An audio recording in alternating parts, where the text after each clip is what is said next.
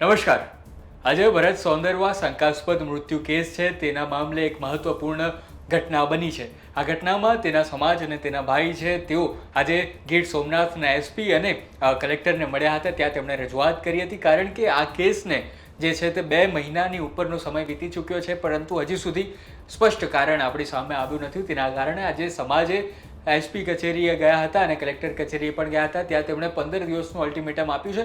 સૌથી પહેલાં તો એ જાણી લઈએ કે આ શંકાસ્પદ મૃત્યુ કેસ છે શું અને ભરત સોંદરવા કોણ છે. તો તેઓ જૂનાગઢના વતની છે, જુથળ ગામના વતની છે અને ત્યાં તેઓ દલિત સમાજ માટેના એક એક્ટિવિસ્ટ હતા અને તેઓ ત્યાં દલિત સમાજ માટે કામ કરતા હતા, સંગઠન ચલાવતા હતા અને ત્યાંના એક સામાજિક આગેવાન તરીકે તેઓ કાર્યરત હતા. પરંતુ એક દિવસ તેઓ પોતાના માસીને ત્યાં જાય છે, રમરેછી ગામ છે ત્યાં તેઓ જાય છે અને ત્યારબાદ સવારે તે શંકાસ્પદ હાલતમાં તેમની મૃતદેહ મળી આવે છે, જ્યાં તેમના માથાના ભાગે અને જાંઘના ભાગે ઈજાના નિશાન હતા અને ત્યારબાદ તેમનું પોસ્ટમોર્ટમ કરવામાં આવે છે અને ત્યારબાદ વિસેરા રિપોર્ટ પણ કાઢવામાં આવે છે. પરંતુ 2 મહિનાથી વધુનો સમય થઈ ગયો અને હજી પણ કારણ અકબંધ હોવાના કારણે તેમનો સમાજ જે છે તે આજે કચેરી, એસપી કચેરી અને કલેક્ટર કચેરીએ ગયો હતો. કલેક્ટર કચેરીની અંદર શું થયું તે આપણે સીધા જોઈએ. ભરતભાઈ સોંદરવા છે, એનું મર્ડર, એનું ફૂલ ફોર્મ મર્ડર ફાઇનલ વસ્તુ છે અને એ વાતને અત્યારે 2 મહિનાના 8 દિવસ થઈ ગયા છે. આ બધા વ્યક્તિઓ છે આવ્યા તો બધા મજૂરી પોતાનું ઘરનું બધું જ ટોટલી અમે રસ્તામાં બબલાનું વેફર સાબને ખાધેલા અહીંયા આવ્યા એટલે એના ઉપરથી આપણે વિધિ થશે. અહીંયા જે વ્યક્તિઓ છે બધા સમાધાન આપણે એના ઉપરથી વિધિ થશે કે ભરતભાઈ કેટલા બધા પોતાના જીવમાં બધાના એ 2 મહિનાના 8 દિવસ પહેલાં એ ઘરેથી નીકળે છે.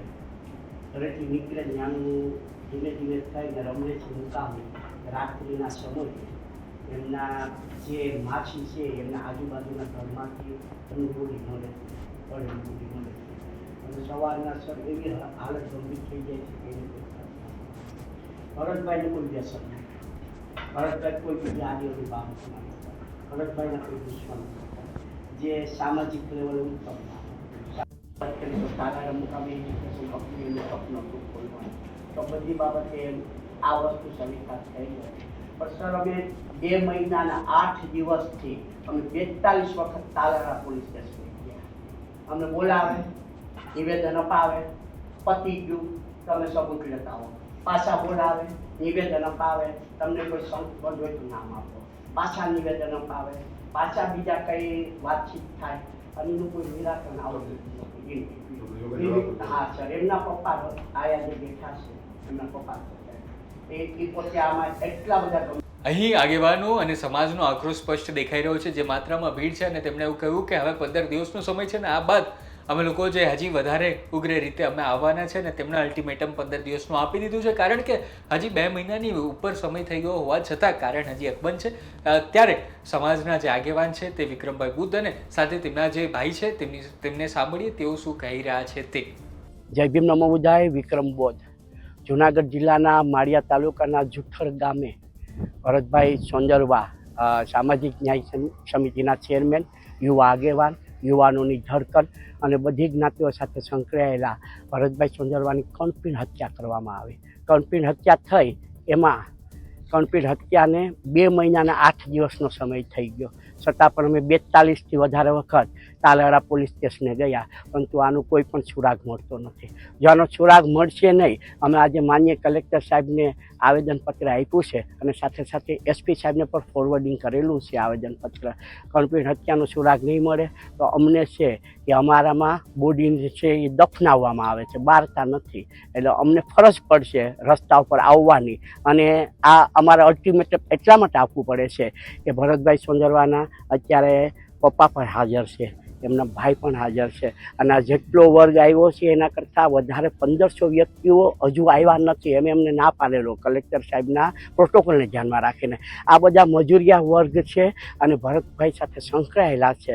એટલે અમારી તંત્રને, પોલીસ તંત્રને, માન્ય કલેક્ટર સાહેબને જે સીધા અધિકારી છે સરકારના, એમને અમે નમ્ર અનુરોધ કરીએ છીએ કે વહેલામાં વહેલી તકે 15 દિવસની અંદર ભરતભાઈના કાતિલોને પકડવામાં આવે. નહીં પકડવામાં આવે તો આપની ખ્યાલ જ છે અમે બોડીને લઈ અને અહીંયા કલેક્ટર કચેરીએ અને એસપી કચેરીએ આવી જઈશું. સબકા મંગલ હો સબકા. મારું નામ વિનોદ સોંદરવા છે. હું ભરત સોંદરવાનો મોટો ભાઈ છું આજની તારીખમાં 7/3/2026ના રોજ મારા નાના ભાઈનું મૃત્યુ થયું હતું રમરેચી ગામમાં. પણ અત્યાર સુધી અમે પોલીસ સ્ટેશને તાલાળા પોલીસ સ્ટેશને ગયા હતા. 42 દિવસ સુધી અમે ફરીએ છીએ તો એ લોકોએ કંઈ એવો આન્સર નથી દીધો. અત્યારે અમે ગીર સોમનાથના કલેક્ટર સાહેબને, એસપી સાહેબને આવેદનપત્ર આપ્યું છે અને 15 દિવસનો અલ્ટિમેટ આપ્યો છે કે 15 દિવસમાં જો કોઈ તંત્ર ન્યાય નહીં આપી શકે તો અમે બોડી કાઢી ફરીથી FSL કરવા માટે અમે જામનગર ખાતે જવાના છીએ. ક્યાંક ને ક્યાંક FSLમાં રાજકારણના અભાવને કારણે કે FSLના છેડા થયા છે કે અત્યાર સુધી અમે પોલીસ સ્ટેશને આપણે PI સાહેબ પાસે FSL માંગ્યો છે તો એ લોકોએ FSL મને આપ્યો નથી. મેં પોતે ફરિયાદી છું, મેં RTI કરી છે તો RTIનો મને કંઈ જવાબ આપ્યો નથી.